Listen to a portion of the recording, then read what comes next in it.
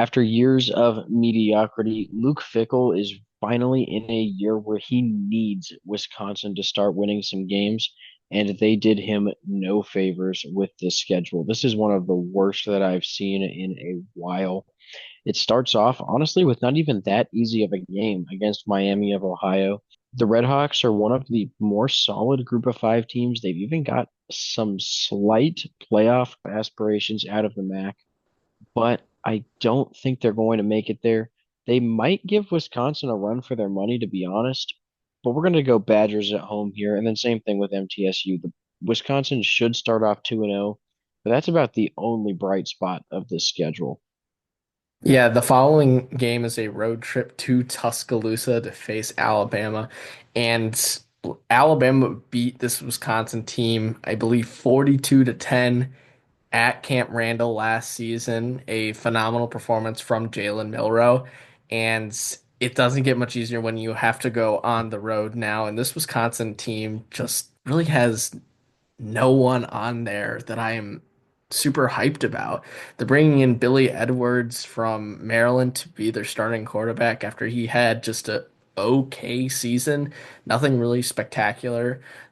Really, their biggest transfer move was Jaden Ballard coming in as wide receiver from Ohio State, but offense does not look very explosive, and defensively, they're probably going to be kind of decent, returning a lot of production from last year, but it's still not going to matter against this Alabama team that is going to have a very solid quarterback, whoever that ends up being.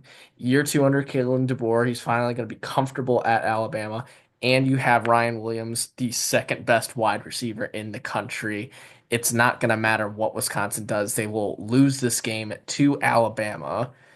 But then they have a pretty easy rebound game against Maryland, a revenge game for Billy Edwards. And this should be a relatively easy win, especially at home. Maryland, kind of like Wisconsin, really doesn't have anyone on the team that I am super excited about. They're not going to be very good. They've been rebuilding for a couple years now, and I don't see them really stopping that rebuild anytime soon. Wisconsin should move to 3-1 and getting their first win in the Big Ten. But after this bye week, man, it's just awful. Yeah, it starts off with a road trip to the Big House, and there's a lot of unknowns around Michigan right now. Not really going to get into that in this video, but it'll be a little while before we release our Michigan video because we're trying to wait for that NCAA decision on the sign stealing scandal. But for right now, Michigan has the better players than Wisconsin, and this is a really tough environment. I think there's no way the Badgers win this one. Yeah, and Iowa the following week. Offensively, they're bringing in Mark Gronowski to be their starting quarterback from South Dakota State to lead an offense that actually took some strides last year.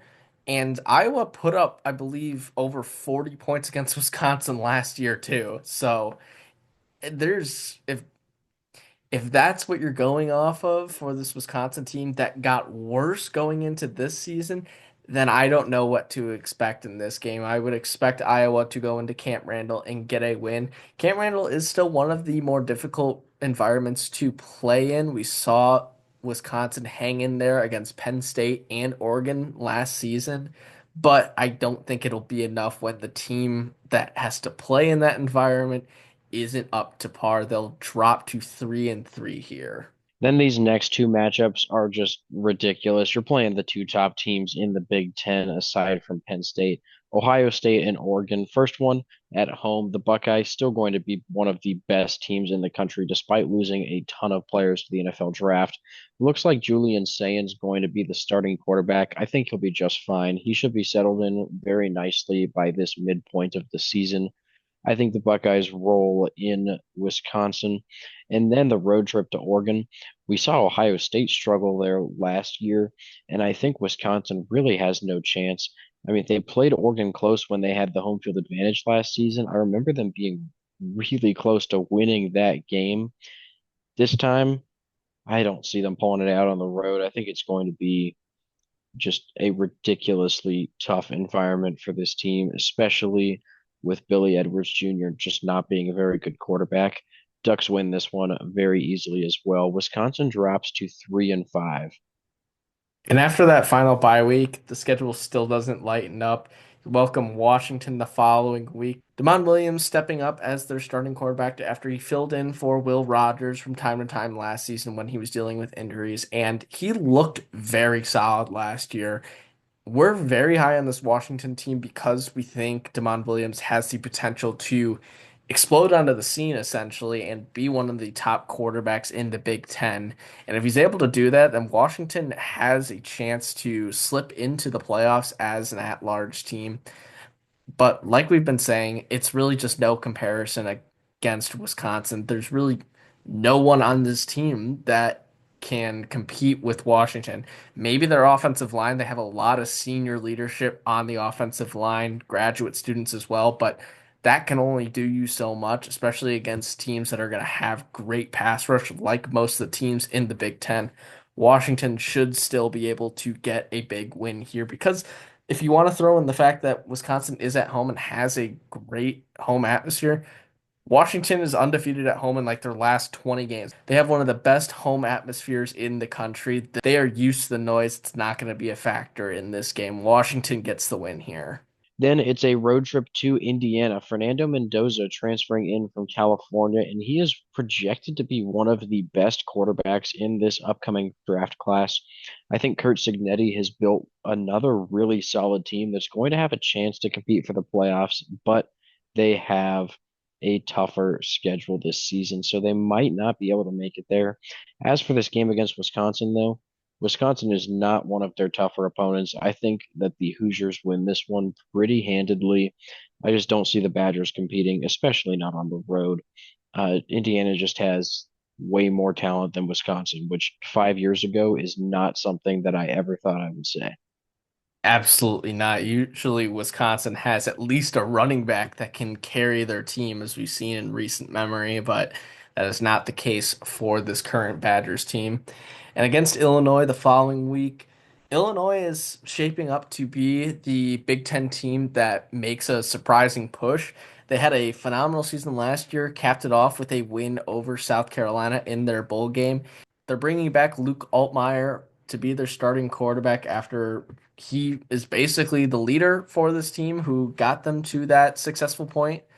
And I think Illinois has a good chance to kind of follow the molds that Indiana left, but their schedule is a little bit more difficult than Indiana's last year. So I don't see them getting into the playoffs unless the rest of the college football landscape is just utter chaos.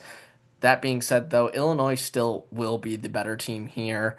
Maybe this is a game where Wisconsin might be able to get another Big Ten win just because Illinois is a little bit more unexperienced compared to the rest of the Big Ten schedule. But I still think Illinois is the better team defensively. I think offensively, with the return of Luke Altmaier, that consistency is all you need to get a win over a team like Wisconsin, who has just so many transfers coming in, so many people that need to learn this offense.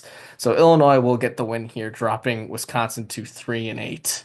And then to close out the season, a road trip to Minnesota, which is actually a team that we kind of like. And I think that the Golden Gophers are going to be a solid team this year. I honestly can't even see Wisconsin competing that much in this game.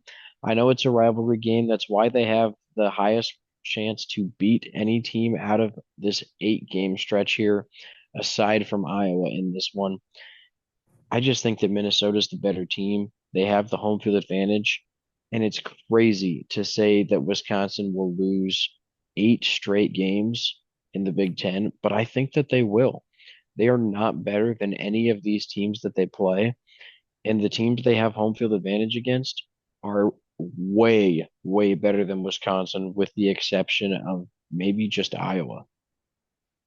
Yeah.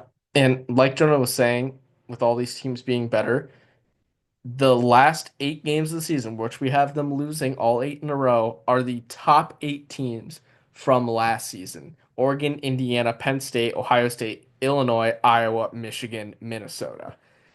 I don't think there's a chance that Wisconsin really wins any of those games. Maybe they can get one or two, like Iowa or Illinois, maybe a rivalry win over Minnesota, but with this team they have, I see little to no chance that they're able to succeed, and maybe it's for the best because you're likely going to get Luke Fickle out of there. We've seen that the past few years have shown that it just wasn't a good fit for the program, and maybe it's going to be for the best, even if it is kind of on bad terms because this is such a horrible schedule for Luke Fickle. But I think Wisconsin needs a fresh start after this season. Our way too early projection was 5.1 and 6.9. We had Wisconsin going 5 and 7.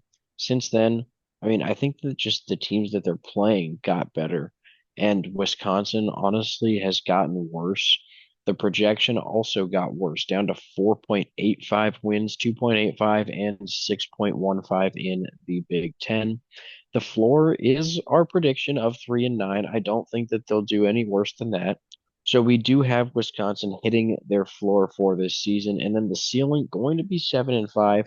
If everything goes their way, they could maybe make a bowl game. But I think this is an extremely unlikely scenario. There's just not many guys on this team that are more talented than their opponents. So I think they really would need to have a ton of guys step up in order for Wisconsin to make a bowl game. That's why we have them hitting the floor, going 3 and 9 this season. So thank you guys for watching. Please make sure to like and subscribe, and we'll see you in our next video.